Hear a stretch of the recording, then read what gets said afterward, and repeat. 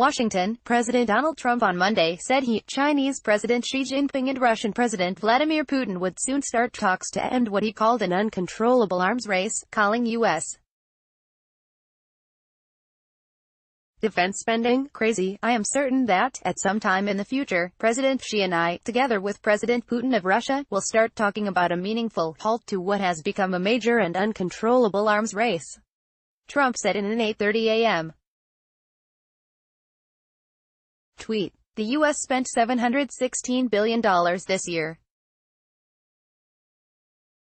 Crazy. While there's been no immediate statement from Russia or China to corroborate the idea of imminent talks, the tweet was interpreted as a turnaround for the U.S. president. Trump campaigned on rebuilding the military and won hard-fought national defense increases in 2018, $700 billion, and 2019, $716 billion, but now fueled speculation Trump is doubling down on plans to cut back in his fiscal 2020 budget request for the Pentagon. He seems to be suggesting the current level of defense spending is crazy, and the implication is he wants to reduce it and he wants to do it through negotiation with Russia and China, said Todd Harrison, a defense budget expert with the Center for Strategic and International Studies. The two chief drivers of our national defense spending have been Russia and China, and he is suggesting he wants to reduce our spending through talks with them. This is new, Harrison added. Another interpretation is that Trump, after announcing last month the U.S. would unilaterally terminate the 1987 Intermediate-Range Nuclear Forces Treaty, could be tweeting in and attempting to pressure Russia and China to renegotiate the pact, according to James J. Carafano, an expert with the conservative think tank Heritage Foundation.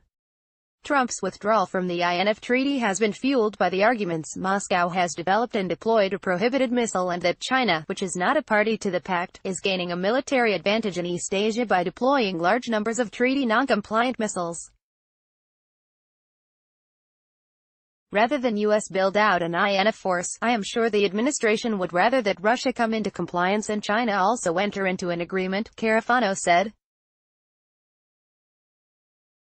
If the U.S. did have to build out its INF, that would place additional burdens on the budget. I think Trump is signaling, warning both if they don't come to the table they will face a U.S. arms buildup that they will have to match. Either way, it was a sobering tweet for defense budget watchers. Pentagon planners have been scrambling to rework their 2020 proposals in the wake of Trump's surprise announcement that he would require all federal agencies to trim 5% off their spending for the current fiscal year. The president said the Defense Department would be excluded from that requirement, but would a national defense appropriations target of $700 billion, far below the anticipated $733 billion level of military planners.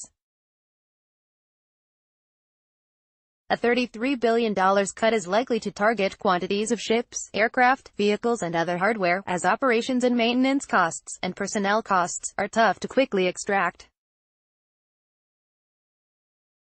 Budgeteers are likely to sprinkle across many different things and hope Congress adds money back, Harrison said.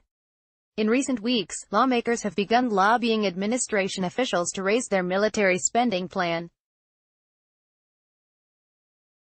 At the Reagan National Defense Forum on Saturday, Defense Secretary Jim Mattis voiced support for the $733 billion mark, calling it critical for the continued recapitalization of the armed forces.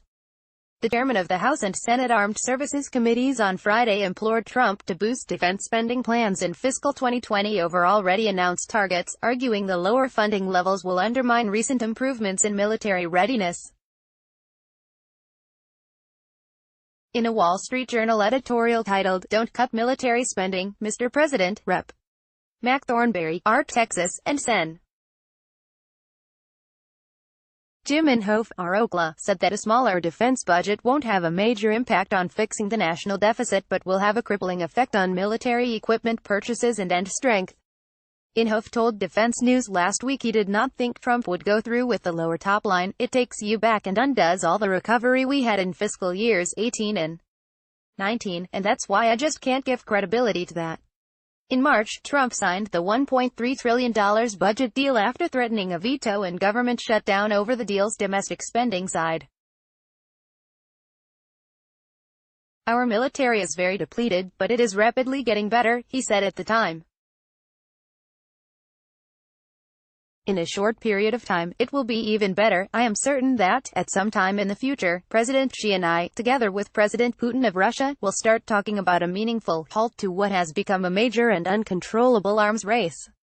The U.S. spent $716 billion this year. Crazy, Donald J.